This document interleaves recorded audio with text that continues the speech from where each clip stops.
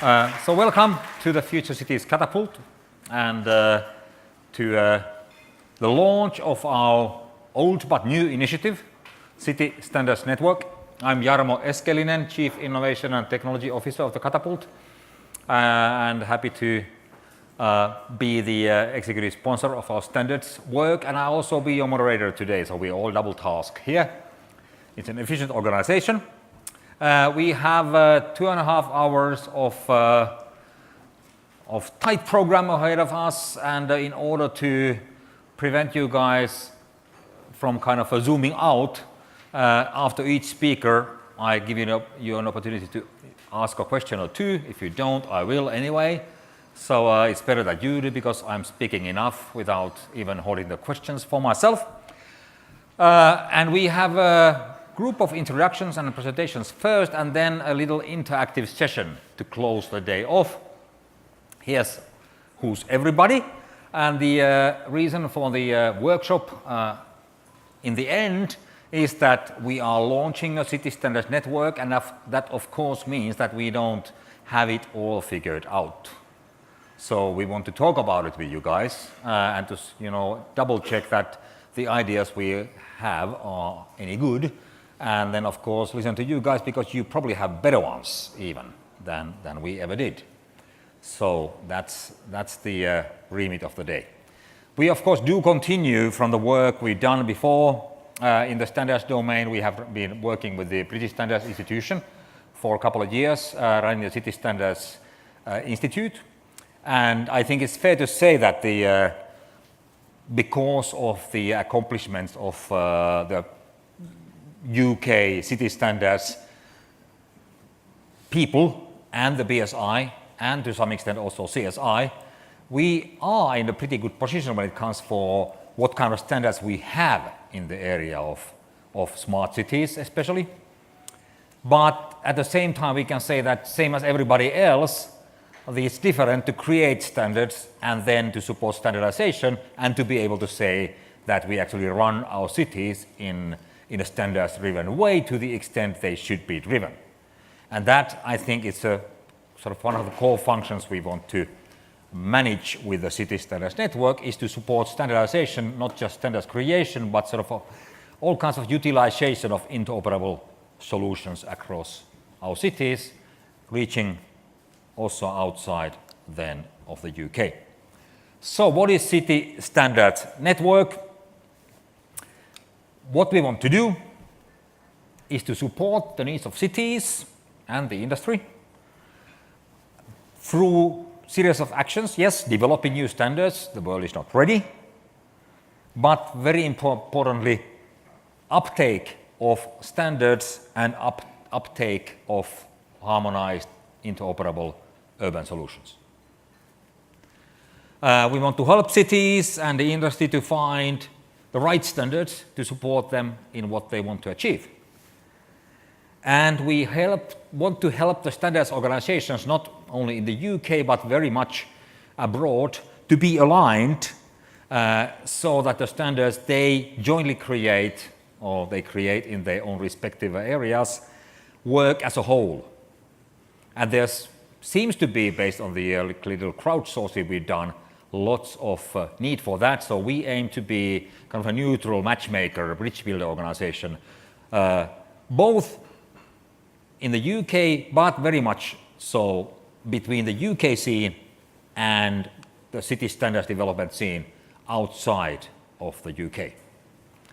More like in a kind of network building way. I sometimes said that, if you think about networks as a plate, there are two ways to have a plate on a table. It can be upside down, and then you're on the top of the plate.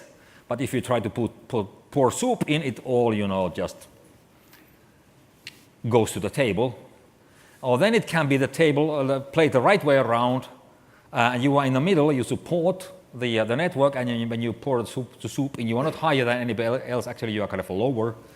But when you pour the soup in, it sticks, it stays there. And it's easier to eat the soup if it's on the plate than if it's on the table. So we see ourselves as a sort of a soup at the service of the standards developers of the UK and the cities and city developers abroad. Why that's needed? How do cities define their needs? They want reliable energy, clean air, efficient transport, healthy citizens support that, people in that. They want to prosper. And standards geeks talk about data standards and IoT standards and city management standards, process standards, construction, supply chain standards. And it looks like these two are not compatible, when actually they are. There just needs to be a bit of translation between the two, between helping the cities to understand that technical standards, different tools for interoperability actually do help them to achieve what they try to achieve, because one city is not a market and it's hellishly expensive to develop anything for just one city, which many cities are feeling in their purse. Makes sense to recycle and scale up and reuse. And at the same time, we who develop standards should be better to recognize the needs and the wishes and the kind of people talk which cities use when they describe their needs, and also to understand, even in the area of technical standards, which are the most valid ones for cities now, and which might be interesting but actually not that useful for cities. So have the dialogue between standards developers and the market. And maybe city standards is a bit different field from many other areas of standards, because in many other areas industry can develop standards fine just by themselves. But in here, in this domain, I think the demand side, the cities have to be around that table. They have to be in the table. And that's kind of maybe different from some other domains. So how we intend to do this? We have a tight team here, but quite a good reach. So we have a good comms engine and great networks in this country and abroad. And we are going to use that reach to support the City Standards Network, which is basically you guys and then everybody else out there in this domain. And for starters, we do have 3 people working on this, and I'm going to point them out because Katie just came in. So Katie Jumana here, stand up please. City Standards Coordinator, keeps all the threads in her hands. And then back there we have our City Standards Associate, Michael Malquin. It's a pretty well-known face in these circles. Sort of external ambassador of the domain. And then in here we have the guy who isn't even working for us yet, but soon will be, Gavin Summerson, City Standards Team Lead. Joining us from BSI on friendly terms in beginning of October. And we're trying to hijack as much of his time as we've managed already, but he's been a professional and not let us to do too much of that though. So managing the handovers and dipping in the new world of the Catapult network. That's who we are. And then of course, most importantly, it's you guys, because the network, it isn't much of a network if you have 3 people. So there's our old partners, the BSI and the City Standards Institute network we worked with, and then all the other stakeholders of this domain who we want to support through this work. I think that kind of concludes my part. How this will work between the UK and international is that we intend to reach out in the UK to industry, as I said, to cities, and to government departments who work in this domain. So Linda Halloran is over there from the MHGLC. We definitely want to support you guys in what you are doing. Then abroad, we want to work through city networks, and I could point out Open Agile Smart Cities Network. Davor Mersman will be speaking with you later. And different standards development organizations, SDOs, which are developing these standards to kind of build bridges between them, not claiming that they wouldn't do it themselves, but it's not their core job. But it will be a core job of us. And then the practicalities of that, we want to work those through with you in the workshop session today as well, to prioritize things. What do we need to do first? What should be kind of secondary, etc. Some ideas of what we're aiming to do: live database of standards, mapping tool for what's going on out there, case studies of good use of standards, terminologies for this space. There isn't one at the moment, and involving cities in this work, developing routes of best practice in adoption of standards, both de facto and de jure standards. So that kind of concludes the setting the scene part, and let's rehearse any questions for starters.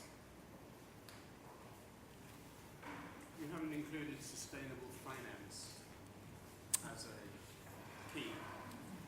Good question. I can repeat it from here. Let's do that later.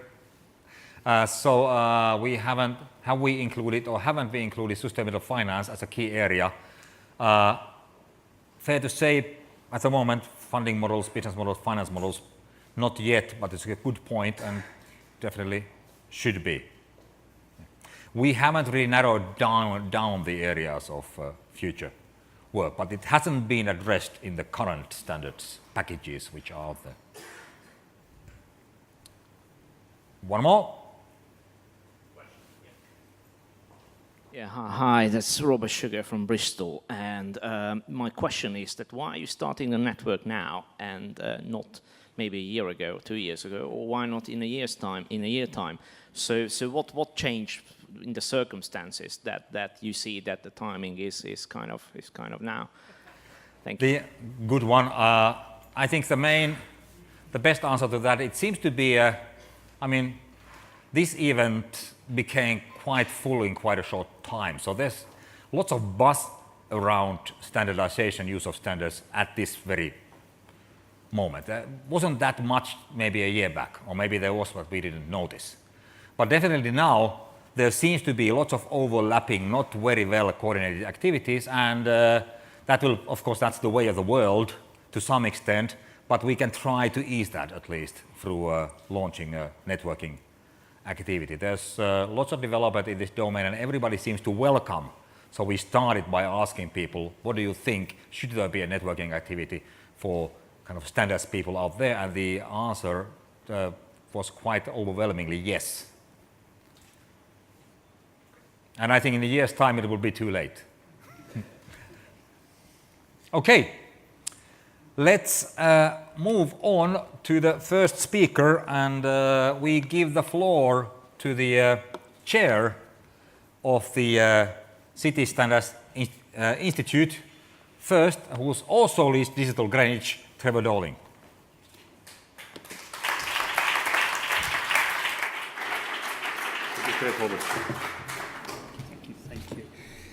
Thank you, Jarmo. So Jarmo said a number of interesting things, he always does. He said, a city is not the market, and that's absolutely true. And he said, and I'm very encouraged that he did, that he wants cities at the table. And we want to be at the table, we don't want soup on that table. And I'm just going to talk very briefly why this is important to cities and what cities need. Jarmo also described the cities as being the demand side, and that's absolutely true, and I'm not sure people always necessarily understand that in the business community. If this is going to work, it needs businesses to deal with the supply, provide what is wanted, and it needs cities to buy. And at this moment, it's a very immature market. Still, we're saying it's a very immature market, and it's not working as well as it should. So I'm just going to outline really why, in my opinion, and based upon some of the work that we've done, that cities need standards. Now, the first thing is, and I think everybody here is very familiar with this, the pressure on cities is enormous, greater than it's ever been. In the case that's true throughout the world, in the case of London, an extra 1 million people in London in the next 20 years if the forecasts are correct. So some of the investment that we're seeing today, such as Crossrail, is really just dealing with today's pressures, not necessarily tomorrow's pressures. And this trend towards globalization, we know the predictions are correct that cities will have an extra 2.5 billion people living in them in the next 20, 30 years. By the end of this century, it's predicted that the largest city on this earth will be Lagos, with a population of around 80 million people. And more than 20 cities will have a population of more than 50 million. London today is about 9 million. So there's whether those forecasts are entirely correct or not is really not the point. The trend is absolutely clear. More and more people living in cities, more and more pressure on cities.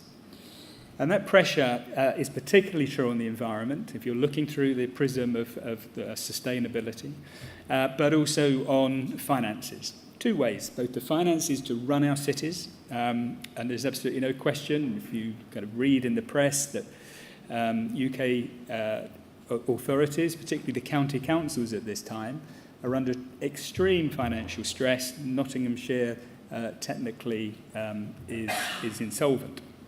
But that's also true of other cities and other authorities as well. But also we need our cities to function properly for the benefit of the economy.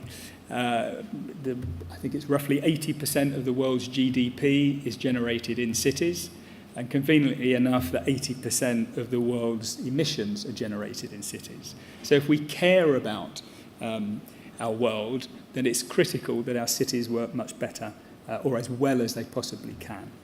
But also there's meeting the expectations of our residents. So this isn't all driven by the outside pressures.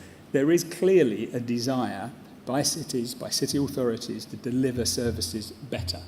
Cheaper, for sure, but also more effectively to meet the needs and the aspirations of the people that cities serve. And that last point is one that I won't dwell on, but really is the market opportunity, which, if you look back at the work that the government has done, you could almost say is the main driver, has been the main driver for government in supporting smart city innovation. It just in terms of the scale of the market opportunity for UK businesses, and the businesses here will be very well aware of that. Now, the next couple of slides is really just to stress this is not simple. This is not about a lamppost. This is not about LED. This is not about a smart parking app. This is about a systemic change in the way cities function and the way services are delivered. This is the Smart City Strategy from the authority I work for, and it covers mighty and meaty issues such as economic transformation, service transformation, digital infrastructure, citizen engagement, and skills, and crucially the built environment, neighbourhoods and communities. Technology enables us to do things, but in isolation it won't achieve the kind of paradigm shift that we need. We need to bring in the planners, the architects, the designers.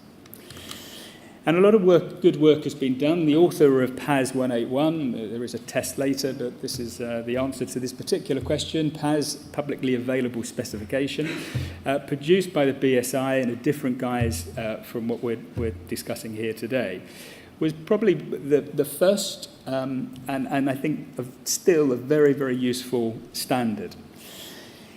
And that stresses that firstly, this is a guide to establishing strategies for smart cities and communities, and at the heart, that cities are looking to transform the way they've traditionally operated. Once again, this isn't about operating in a particular silo, a smart parking app or whatever.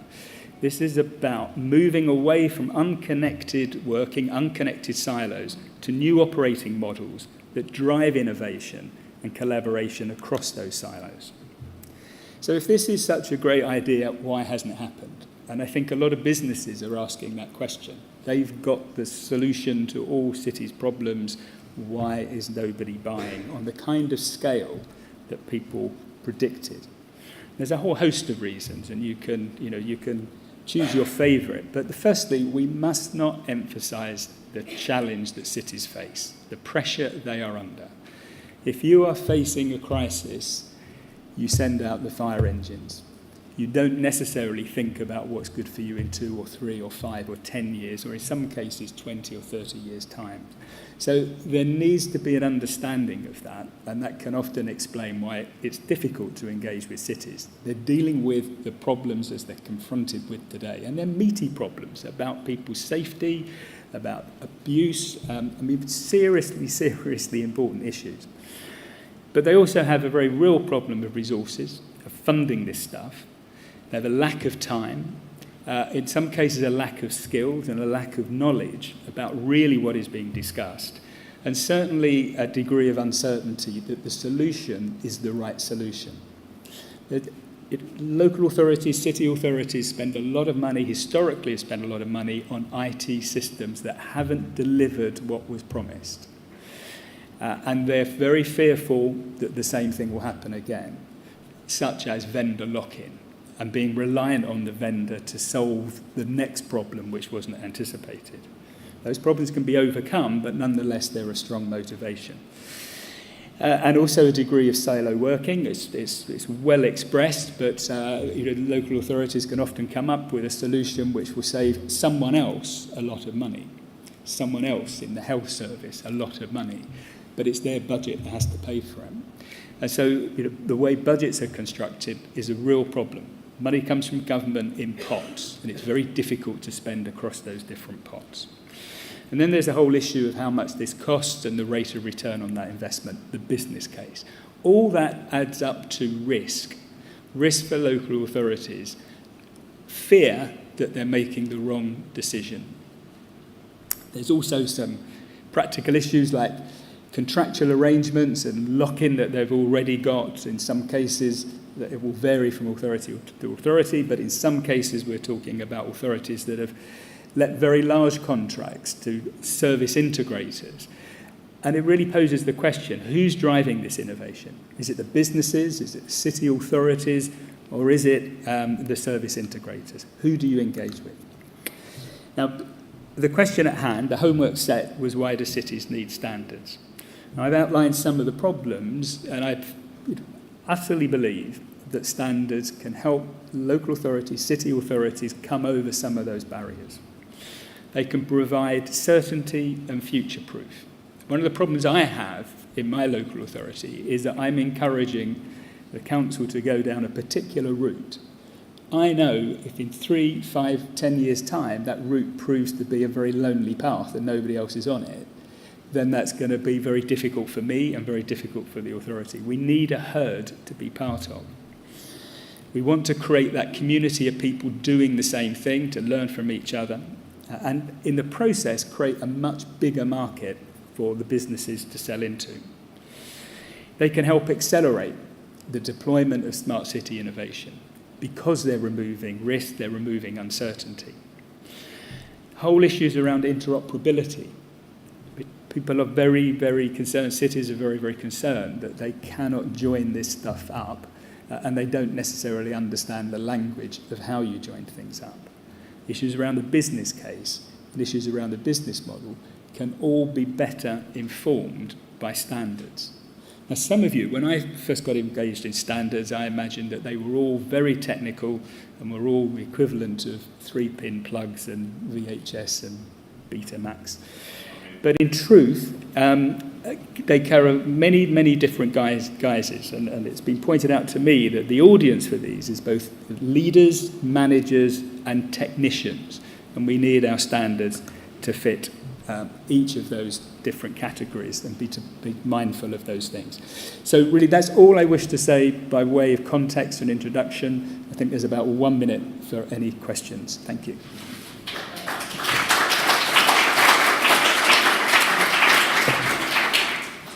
So, President for Trevor, is Michael going to be the mic man? Quick feet are needed in that job. Let's to Andrew first. Andrew Ross from Global Garden. The successful city financing models are ubiquitous. Copenhagen, California has done it. Gothenburg has issued 9 green bonds to connect together the cities. Why is there no green bond being issued in London? I can't answer that question. Well, that's the hard bit. There's the money. Where are the projects? But I can't answer that question. I don't know. I don't speak for London. But that's one of the opportunities we have in the City Standards Network, to start to gather common issues and see what can be done about But it. what I would say is that, although there's issues around funding, if there's a good proposition, then I've yet to find a barrier to finding the funding. So, green bonds provide an answer. So what is the problem that cities need to address? Where are the projects? Well, maybe those projects are being funded differently. Gothenburg has issued 9 green bonds. The City of Paris issued a €10 billion green bond Okay. 4 years ago. Okay, but We got it. that sounds like sounds like a standard. There's a second question from there. Do you think that there might be some danger in adopting widespread standards, in that those cities that are already successful and already forward-looking become more successful, and there's a twin track with those cities perhaps who don't have the skills or the insight or the strategic leadership, can't get on board with developing and complying with the standards? Well, I think it's a really good question, because I think there is a real danger that there'll be a twin track approach. But I don't actually think that will be the fault of standards. I think standards can actually help that. I think, leaving aside standards, the objective has to be to ensure that cities continue to evolve, that those that are good get better at this stuff, and that more people are involved, more cities are involved. So the baseline for all cities improves. And my own feeling is that standards can play a key role in bringing everybody up, because the leaders can take a role in helping develop the standards, and then those who wish to consume the standards have them readily available. I think there is a danger that the community becomes just a community of those leading cities. And it's important that all cities, different sizes, different starting points, are part of the development of standards. They've got to say what is needed, not just the leading cities, the leading smart cities of the world. Very good. Thank you, Tero. We can... Sorry, we have to wait for the... Have to keep the schedule, apologies. So we give the floor to MHELC and Linda O'Halloran, who will be talking about the local digital declaration. That's exciting stuff. Yes, I will. We have an awful name, the Ministry for Housing, Communities and Local Government, and I am the head of the Local Digital Collaboration Unit. Long name, big mission. Need to work in the computer. There we go. Okay, so I am on the agenda here to talk about the Local Digital Declaration, which is an extremely related initiative and something that we hope will be a good lever, especially in the local government space, to help drive an awareness of what we mean by standards and to help incentivise their adoption and creation. But I think it's useful just to give a little bit more context as to where central government is at in this space, especially the department that's responsible for local authorities in some ways. I thought I'd start with our mission, and it really bears mentioning that this is the first year, 2018 is the first year in a couple of years that our department has had any digital capacity. I actually worked in a program there called the Local Digital Program up until 2016, financial year 2015-16, ran one of the first projects that was just starting to figure out how you identify common opportunities in local authorities, how you might move a very kind of brownfield service area like waste, collecting the bins, towards interoperability standards. And we made loads of progress in a year, and then the government was like, oh, this sounds a lot like us telling local authorities what to do. We should be, you're fired. And so off I went to GDS, the Government Digital Service. And so now it's a little bit like Groundhog Day, but it's refreshing to come back actually to a department that I was at before, because the atmosphere is completely different. We have a Chief Digital Officer, Paul Maltby, and I have fortnightly meetings with a minister who actually understands what we're talking about when we speak with him, so that's Rishi Sunak. So it's a very different vibe. And I also thought I'd tell you a little bit about what, beyond my bit of the problem we're dealing in. So the new directorate, it's a pretty big thing. I don't know the total number, but we'll have about 40 people in it when it's done. And in addition to fixing internal technology and ways of working, there are 3 externally focused missions, all of which have a massive overlap with the City Standards Network agenda. So one of them is digital planning. It's more a policy-focused team. They've been working a lot with the Planning Innovation Network here. And they're trying to figure out what the policy levers are for improving planning services, for unlocking the potential of the plan tech, prop tech markets. And then we have a technical team led by Paul Downey, who's kind of one of the pioneer technical architects from Government Digital Service. They're currently in discovery, and their mission is to figure out what are the data problems, what are the barriers to improve planning service and kind of innovation in prop tech and plan tech. Based on, lack of access to data, poorly formatted data, things like that. And then the bit that we're in, the local digital collaboration unit, is kind of like the rest. The miscellaneous pile in some ways, so we have to be careful not to boil the ocean. But essentially our mission, I think it's been referred to by both previous speakers, is that there are hundreds of local authorities. They all have to deliver similar looking services. Intuitively, it's kind of bananas that they would all have to do that independently of each other. And at the moment, they're stuck a little bit between a rock and a hard place, whereby they've outsourced a lot of their services to IT providers, and they don't have the knowledge necessarily to re-procure that in a way that will drive common standards, flexible ways of working, flexibility in the future, access to their own data without being charged an arm and a leg. And it's very, very expensive to build the alternative, because you're kind of, as Trevor mentioned, building something that should really work for everyone all on your own with your own internal budget. So this is the problem area that we're in, and our mantra, the kind of campaign hashtag that you should all tweet the bejesus out of, is fix the plumbing. There has been a huge amount of misunderstanding, and I've really felt it because I was involved in this program that was trying to figure out how you might build standards for a very kind of established local service.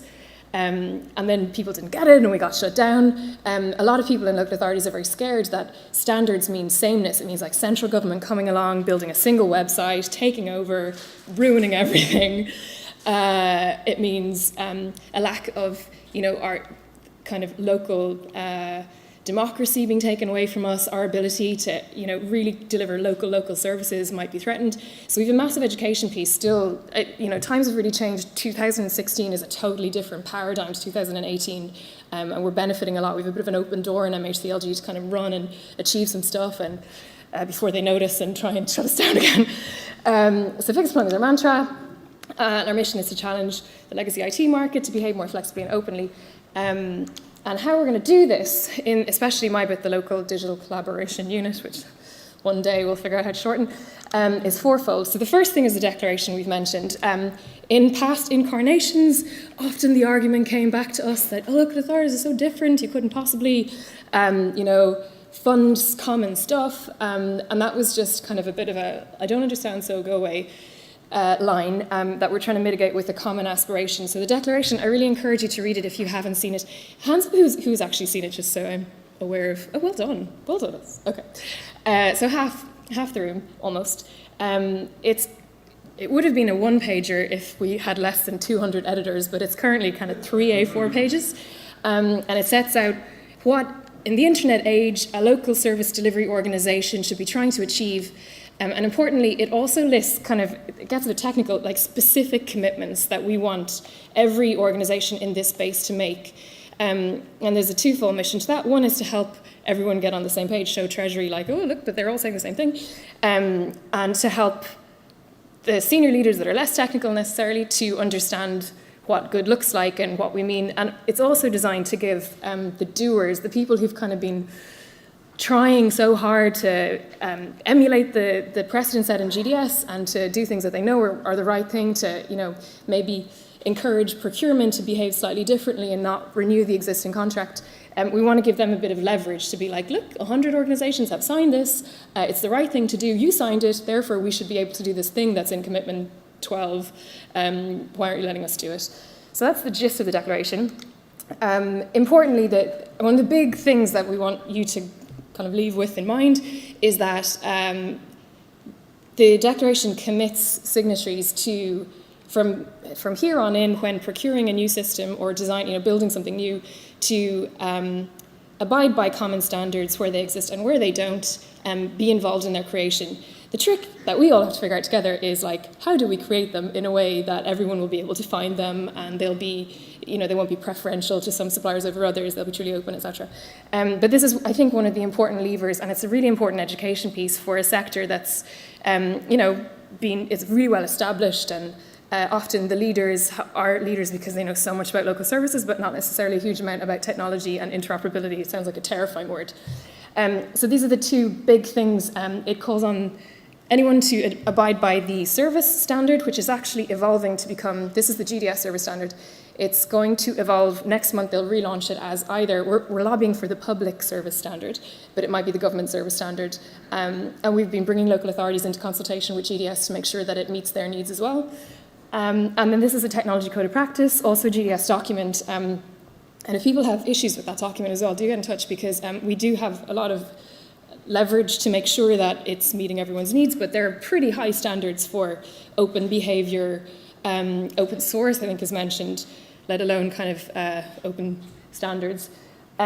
So these are some of the people that co-published, co-authored the declaration with us. It's not just an MHCLG thing. We launched it with 45 organisations, and there's an online sign-up service that we'd encourage every local authority to use. By signing up, you have to make a commitment, so we're also trying to build the community of good-willed collaborators. We'll publish all of the commitments so that you can search what's happening where. We've got a little bit of work to coach people to make specific, measurable commitments. People are kind of saying, oh, we're going to, transform all our services, and that's kind of useless to me, who wants to know what exactly I'll learn, but we're working on that. The second thing that we're doing, in addition to having this common aspiration, 1 minute, okay, is providing a campaign function. So our whole team eventually will be at least 11 people. So we've got the biggest ever coordinating function in central government that's supposed to be helping local authorities collaborate. Comms function here, we hope to curate, say, the top 10, top 20 most important collaborative projects. So any common project that's trying to create a de facto standard in a really well-established service area, we'd really want to highlight here. We'll be working with FCC to do that. We have 7.5 million to dish out. You might want to know about that. Only local authorities and central government departments can apply, but they can commission a private company to build the project, with them. Applications, we hope, will open on the 24th of September. Localdigital.gov.uk will be where everything is. And I'll leave you with that at the end. And then finally, to make sure that we actually know what we're talking about, we want to do some more exemplars. So in the past, I mentioned the Waste Standards Project. We've also, when I moved to GDS, we built some common patterns, common design patterns for common local services. I don't know that this is kind of exemplar we'll end up doing. We're going to be in discovery. Our focus has been on designing a fund to try to stimulate these kind of common projects. It's a fund that, I think it's a fund format that hasn't really existed before. And then once we've got some of those out the door, we'll start our own exemplars, and I think that's it. Any questions?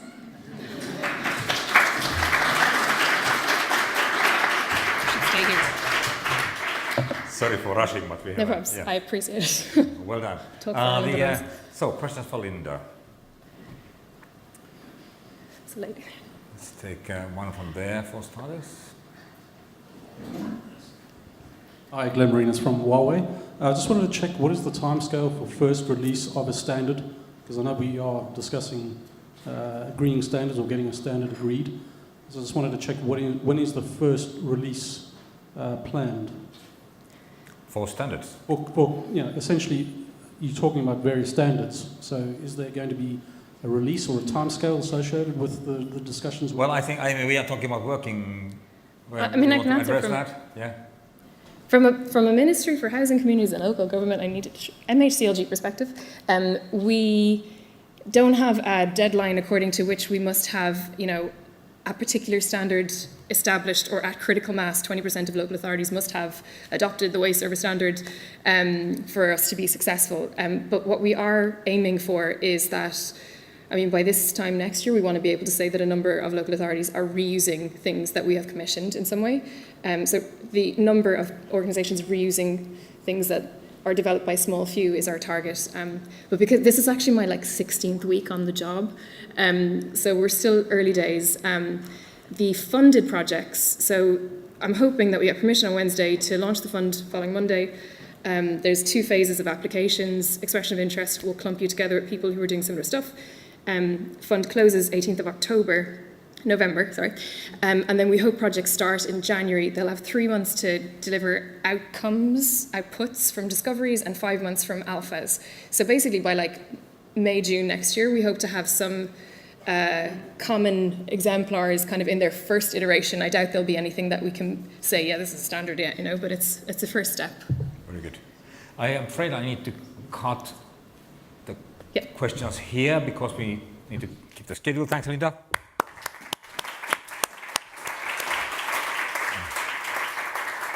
Then I'll be rude to the next speakers as well, saying that I pack these questions for you, Dan, and the next speaker in one. Okay. So just again, to keep the schedule. And the floor is BSI's, Dan Palmer. Okay, so for those of you that don't know much about BSI, I'll just explain very quickly. BSI is the UK national standards body, which means we're a non-profit distributed organisation. We work under a royal charter with government, and our role is to create standards in the public interest. We also have a big assessment, compliance, training, advisory organisation that works worldwide. I'm not from that part of BSI, and we manage them quite separately, so I won't be saying anything about that. One aspect of our role as the UK's national standards body is that we are the UK member of international standards bodies. So the bulk of the work we do is actually European or international in nature, working through ISO and IEC at an international level, through CEN and CENELED at a European level. We also distribute the ETSI standards, the European Telecom standards. But a lot of what we do is around creation of a first version of a standard in the UK and then promoting it internationally so that it gets international recognition. Now, a lot of the work we've done that's relevant to cities is in relation to smart cities. We were asked by the UK government to put together a smart city standards programme, and what they were essentially looking at was there was a large number of demonstrators, pilot projects, but there was very little good practice being carried from one to another. So it was really a question of how can you capture the good practice and put it in standards that would allow us to transfer information and knowledge from what the leaders are doing to the other cities. And it was about creating confidence in solutions that work and helping to encourage a better approach to procurement of innovative solutions. We looked at standards at 3 different levels. So and this relates to what Trevor was saying about the types of decisions that cities need to take. We have standards that work at a strategic level, but we also have standards that work at a process level to allow you to organise the processes that need to take place efficiently. And then there's also standards at a technical level. When we look at what we've created relating to smart cities, you probably can't read everything that's on the slide at the moment, but there might be a chance to get the slides distributed afterwards, I hope. But when we look at what we've created, initially when we went into smart cities, a lot of the thinking was it's going to be about interoperability and technical standards. When we talked to people that work in cities, a lot of the challenges they said were it's about the way the city is organised, it's about the way decisions are made, it's about how you bring together the public and private partners and creating confidence about what can be delivered. So our Smart City Standards programme really has 2 strands. The strand on this side of the diagram is very much about city governance and decision making, and the strand on the other side is very much about using data across the city. So, how you bring different data sets together, the governance models around data, the data sharing frameworks, and issues around data security. I don't need to say too much about PAS 181, I think, because Trevor's already covered this in what he said a little bit. But PAS 181, which has now become ISO 37106, an example of how a UK standard gets translated to the international level, it sort of sets out guiding principles and the governance and delivery processes that a city needs to have. It looks at benefits realisation, the critical success factors you need to have on major city projects if you're going to do it in an innovative way. There it is. And there's more detail, really, which I won't go into, except to say, when we're talking about the guiding principles, what we're saying is smart cities are going to be visionary and citizen-centric. They will have a strong digital element, and they'll also have an open and collaborative culture. And then those principles driven down through the way the city is run, with the appropriate processes in place around how to manage day-to-day business and how to put the citizen at the heart of the services that are being delivered and how to use technology and digital assets effectively. If you take those principles and the processes in place and you use the benefits realisation strategy, that's really sort of the route towards starting to transform a city. Now, I want to be clear, though, that although we've got a programme of work around smart cities, actually there are a huge number of standards in other areas that BSI works on that are relevant in the built environment and the urban environment. So one example, for instance, is the work that BSI has done around standards for BIM, Building Information Modelling. But I could have picked examples around the ISO 19000 geospatial standards. I could even have mentioned the standards work we're kicking off around sustainable finance, as that seems to be quite topical at the moment. So there's a range of standards specifically on smart cities and another whole collection of standards that relate to issues that will be relevant in an urban environment. And one hope we do have for the City Standards Network is in helping to disseminate to cities and companies that work in cities what are the right standards for the right application.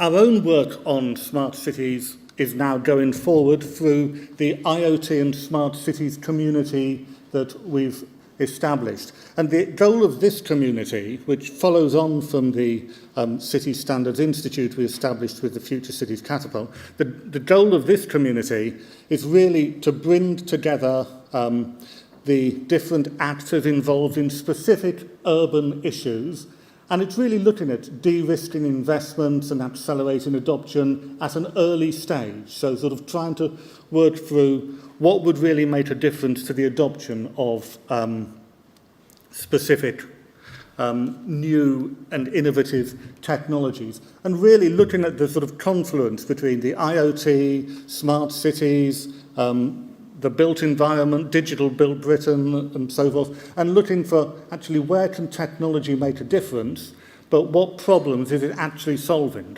Because all the work we've done to date has really tried to be city needs led. So if we can look at the city needs and the technologies that can help to address those needs. So the types of issue we might take on, for instance, there might be some work around transport and mobility, for instance, focusing on how do you start to work on mobility as a service. Or another issue we're currently looking at in this environment is issues around digital twins in the built environment and how you actually know that your digital twin reflects what's really going on.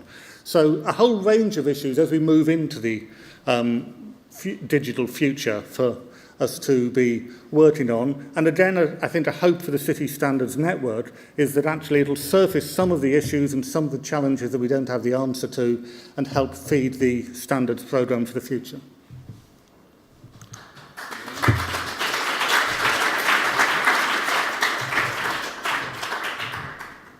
Thanks, Dan. And as said, we'll move fluently to the next one. Sorry about that. And iStand UK, hello. Paul Davidson, stage is yours.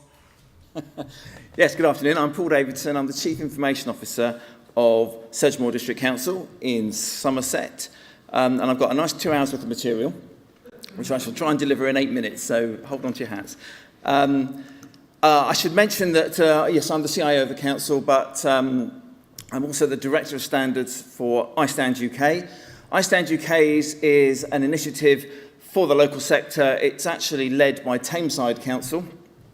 And you're seeing there that we've got various important bodies on our board. We get our funding from government departments to try and work up standards-based activities. Our mission, it's about promoting standards for efficiency, transformation, transparency of local public services. And our current priorities, by which I mean, what are councils knocking on our door saying the standards we must have are, it's about single view, vulnerable people and households. It's about sharing data in real time for checking eligibility and the like. And more, councils are going through a kind of digital transformation. They want to know what those common core set of capabilities are that enable them to collaborate with other local public sector organisations and people, and what the standards are associated with those. Now, I did have to remind myself what we mean by smart cities, so I popped along to Wikipedia, and I was pleased to find that much of this is about, it's founded on data, either data from citizens or organisations or data from devices coming together to be a shared asset across the city from which we can improve the lives and outcomes of the residents of the city. We tend to think about data in these contexts. Kind of operational data, you certainly need standards for each domain, but it's therefore about sharing that sideways, if you like, with other organisations who don't have the privilege of running the actual service that collects that data, and then aggregating it statistically, drawing out analytical conclusions and sharing those, and ultimately taking decisions on how we're going to improve things, evidenced by that data, and ultimately, hopefully, observing the impact of those decisions and resource allocations that we make back in the operational data. All founded on, you'd like to think, a common, believable, high-quality set of reference data. I think we mentioned lampposts earlier on. Let's talk about lampposts. Let's have one set of lamppost data and connect everything up to that. So we're often talking about that. In my 2-hour version of this, I take a breath and we pause and we discuss this. But let's push on. And the kind of standards that we bump into as we're talking to councils, they're talking about APIs, they're talking about schemas, registers, identity management. There's a fairly random set of types of standards that we talk about, and more so, people are talking about platforms in the same breath as they're talking about standards. So can I collaborate around Verify or whatever? What is the common platform that we're going to use? My own council, I can see you're working your way down my list of standards. We've done an exercise, which I'll get to in a moment, to try and understand how we become that digital organisation, collaborating with others on the basis of standards. That's the list we came up with. But of course, it's an A to Z list, and I'm sure what we don't need is just an A to Z list of standards. When we, at iStand UK, we try and consider solutions that are standards-based along these terms. Again, the 2-hour version of this takes a breath and we look at each one.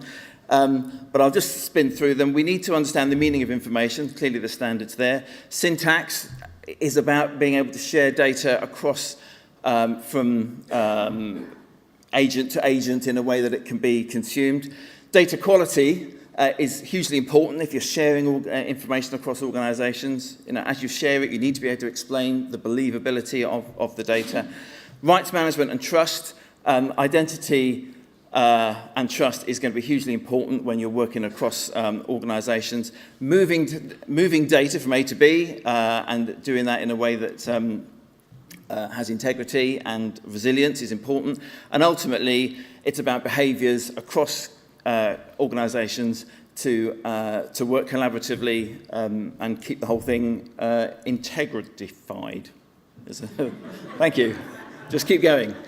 Now, I mentioned that we did do a bit of an exercise at my own council. Again, if you do want the slower version of this, there's a link there to a video that I did where I speak slower and walk around this diagram.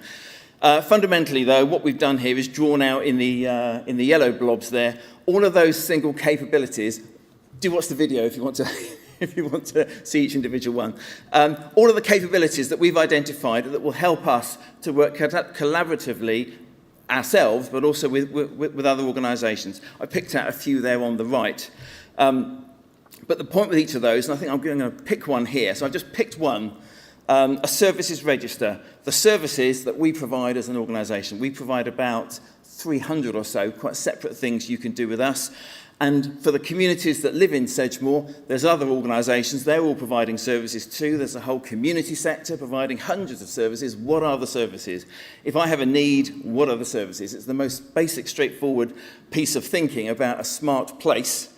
What can I do at this place? You'll see what we've done there. We've done this for each of those 33 little yellow things, is considered some user stories about why such a thing is important. But then we've listed what we think are the standards that make that capability interoperable. You're seeing some of those there. Again, the 2-hour version dwells on these, and we go and have a look at some standards. But the point here is that we're associating standards to capabilities, and we've associated capabilities back to user stories, which is the why it's important to us to do it. Now, I recently asked councils, what data do you need? If only you had this data, you could improve things. And you'll see from that list, they came back with a fairly ambitious set of highly sensitive data. And the point is, councils are saying, if we had access to this data when we needed it, and when we have a legitimate requirement for it, we could make a difference. The kind of thing that can lead to, so here's an example from Stockport Council. It's their single view product, and you're seeing here a fictitious Bobby Jones, and Bobby Jones has had various events go on recently, some that the council knows of, but some you're seeing there are from accident and emergency, or they're from the police, from schools, all coming together to give that single view. Now, the obvious point here is that from Stockport, they work with Greater Manchester Police Authority, and they have an arrangement with them to send them that data in the format that Stockport want. But of course, the police authority are going to get fairly tired of being asked 10 times, because there's 10 councils up there, for their data in different formats. So, is there not a standard that we can arrive at for event-level data in a rights management context? Similarly, here's another example. This is from Rochdale. Rochdale have actually used the Smart City Concept Model. I'm sure you're all using that, PAS 182. They've used that to kind of rationalise and refine the data that they have. In this case, they're seeing school absences. That's an event alongside other events from different places. They've pulled that together, and now they can query a bit about people and saying, well, what's happened to them? Where do they live? What other people do they know? By using that kind of higher level ontology approach, more standards. One of the ways that we think this can start to work is by proposing a standard for standards, if you like. 2, that's more than I thought I'd have.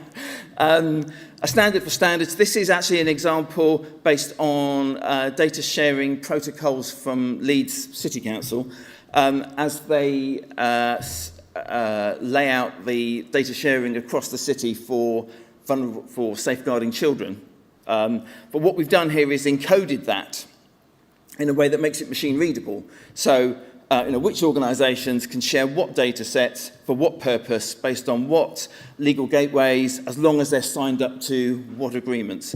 Now, this doesn't exist at the moment. This is all 50-page documents on shelves that nobody ever reads, and therefore, trying to build solutions on the basis of that, well, it's not on the basis of data, it's on the basis of kind of hardwired solutions. So, with my 1 minute to go, what I think what I learned from that as to what I'd love the City Standards Network to be doing is perhaps coming up with that common core set of capabilities that makes a city work. The ones you saw from us, that was from our council, that's what we think makes us work. I think you could probably come up with a shorter set of capabilities that everybody agrees on, because although every city's ambition and vision is going to be different, you'd like to think in there somewhere is a common core set of capabilities that everybody's going to need. I had a look recently at what the Espresso project was doing. It seemed to be doing that kind of thing, and I quite liked what I saw there, both in terms of what the actual capabilities that they came up with, but more the approach, agreeing on capabilities and then setting the standards for those capabilities. If that can lead to a set of capabilities and standards for a city, that might then invite participation from all sorts, big and small. SMEs as entrants, or the big players can all say, yes, I can provide some component into this city because it meets that standard, and I can be the best component of that type. Come use my component. So this makes if there's a city API based on this kind of standards flowing around on a core set of capabilities, that feels to me like an organisation like the City Standards Network feels well positioned to do that kind of work. Well, take a breath and do the next 2 hours.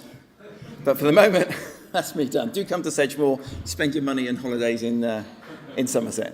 Thank you very much.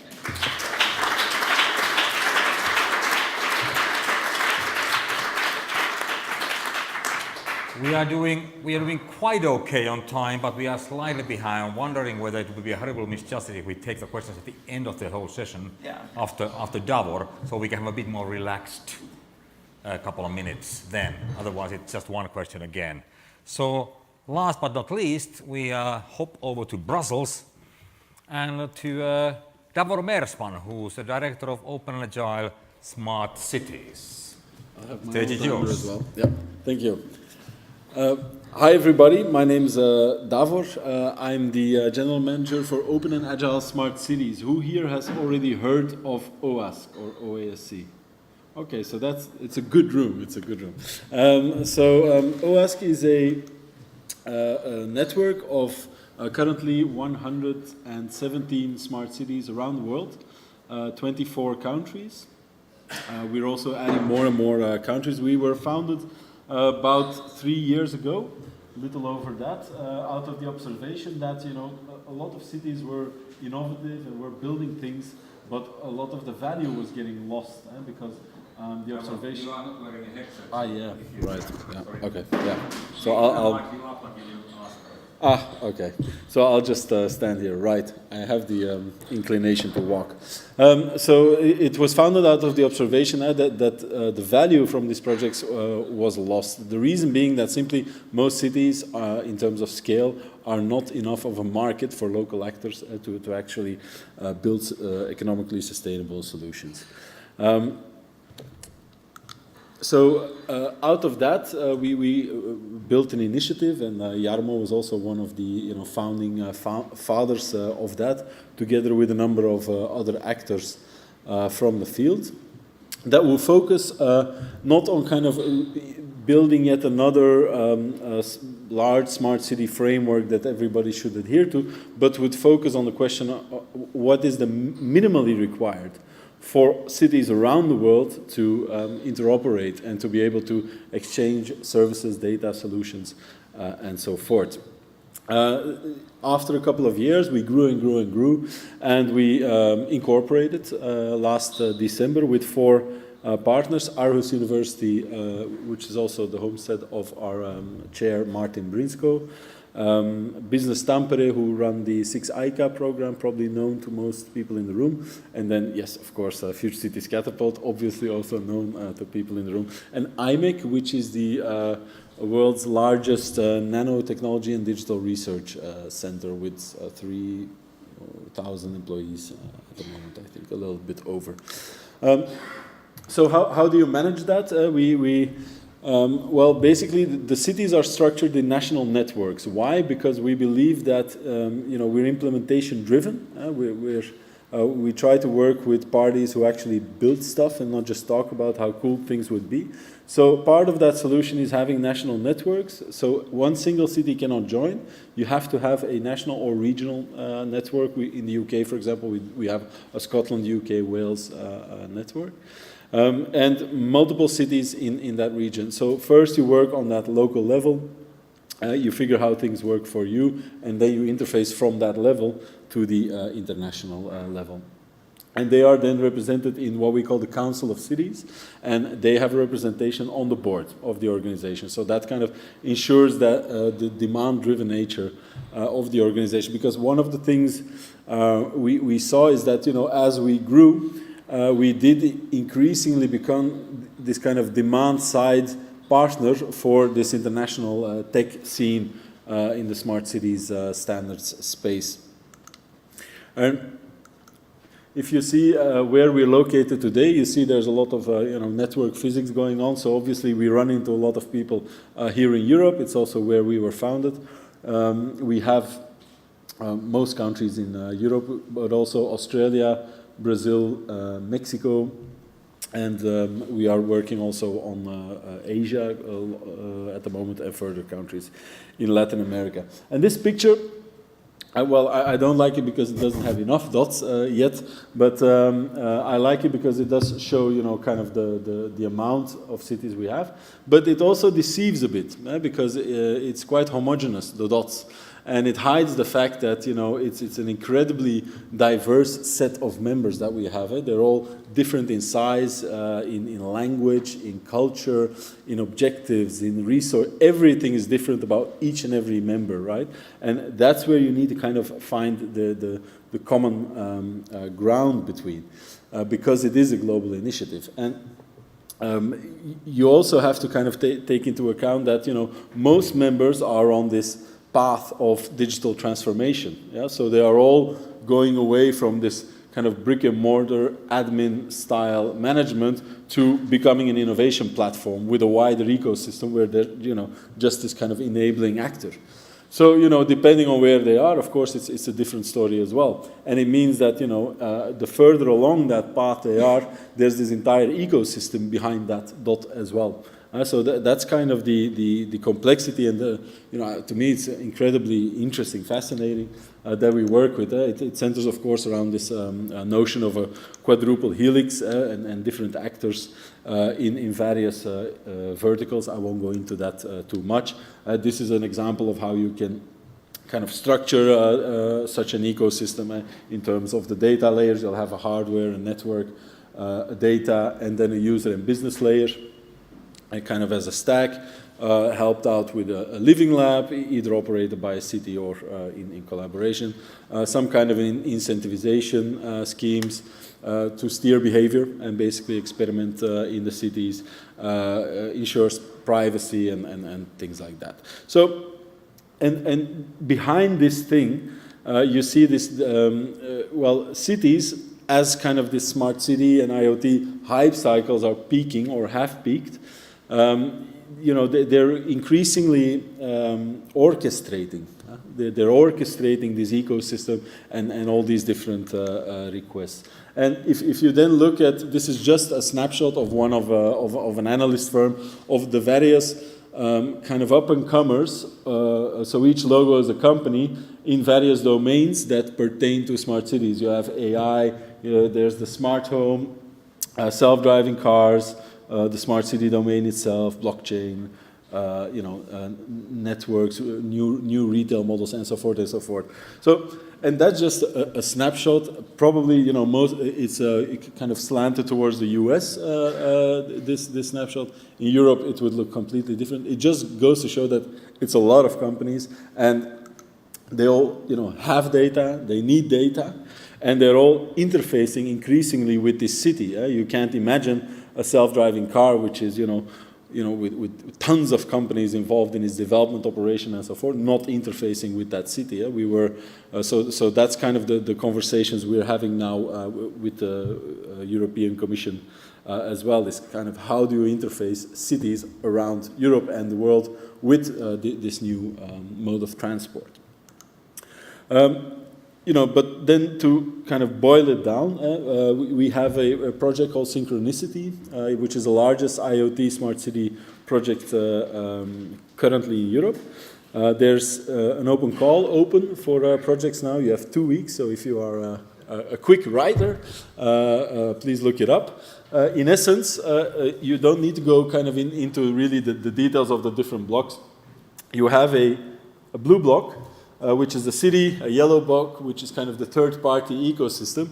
And what we do is define the red blocks, which is where you interoperate, where the cities and the third parties interoperate in terms of data, services, and so forth.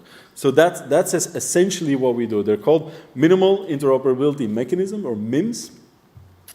And there's not one single MIM. You can have various MIMs for a certain interoperability point. So you define a point, and underneath you kind of have a an option or various options of how to kind of achieve interoperability at that point.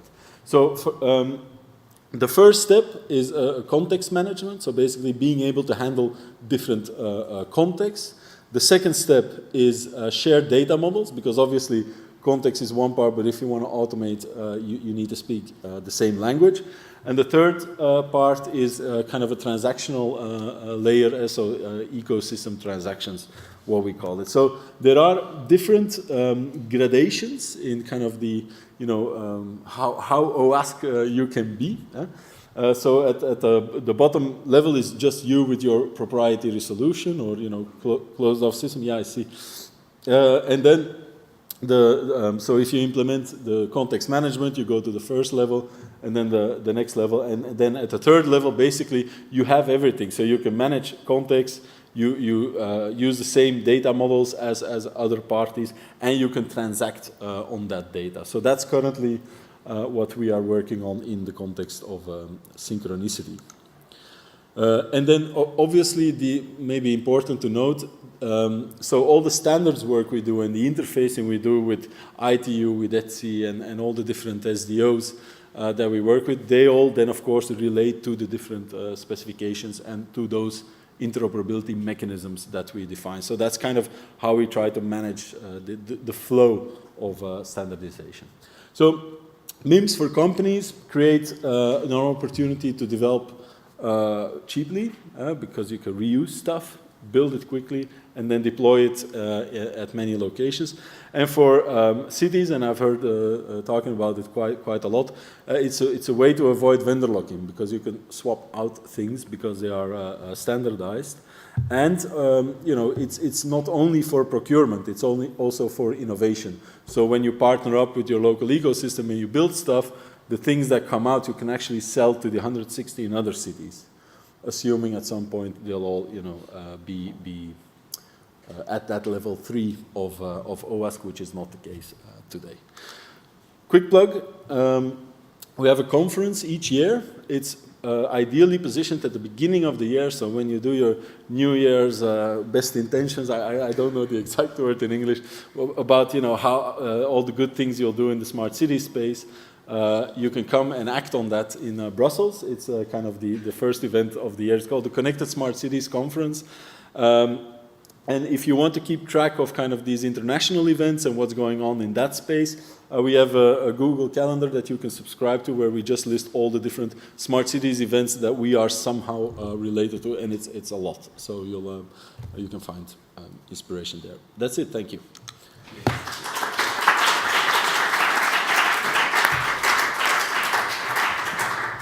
So, we have a little time to take questions for Dan, Paul, and Davor, or anybody. You can ask yourselves as well. Who wants to start? Yes. Give me a second. Let's get your mic. Actually, tell also who you are, from where. Samar Bagin, University of Kent. I'm a town planner, so you'll know where I come at this, and just trying to connect the dots, and I'll do this very quickly.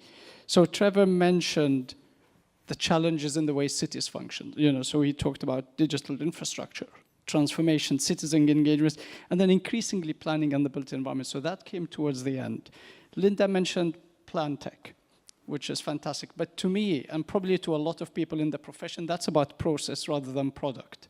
So maybe there's two sides to that coin. And again, that's from a planner's perspective rather than from a technologist's perspective. And then the domains that Dan talked about, so transport, mobility, urban sustainability, housing, urban planning. So there's a lot of urban content there. But then there's education, which is fine, and that's where Paul's inputs from the councils came in. They came from education, from exclusion, from safeguarding, from crime and policing. So how do we reconcile on this in a complex environment like a city within the standards?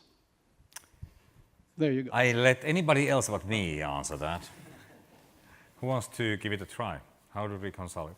Complex landscape. Well, that's our job. Okay.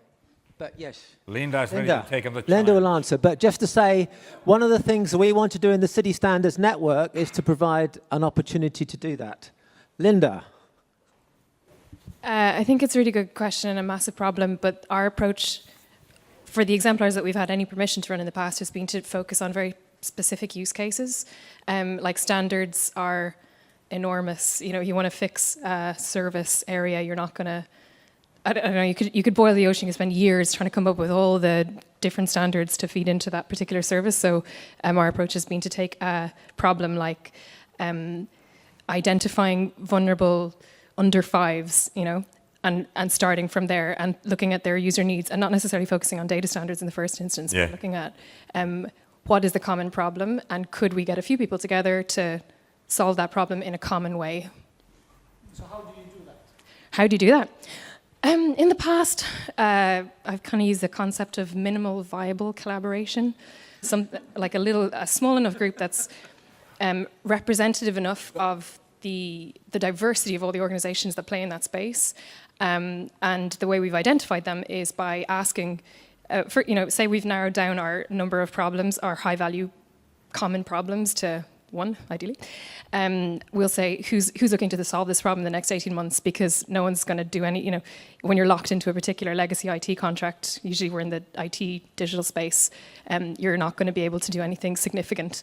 And we've come up with a collaborative project plan, some milestones, and got people to work together in fortnightly sprints to do their bit of the user research that's required. And then, but we always have to fund and staff a central coordinating thing that tracks the common output and that tries to constantly publish and deliver. There you go.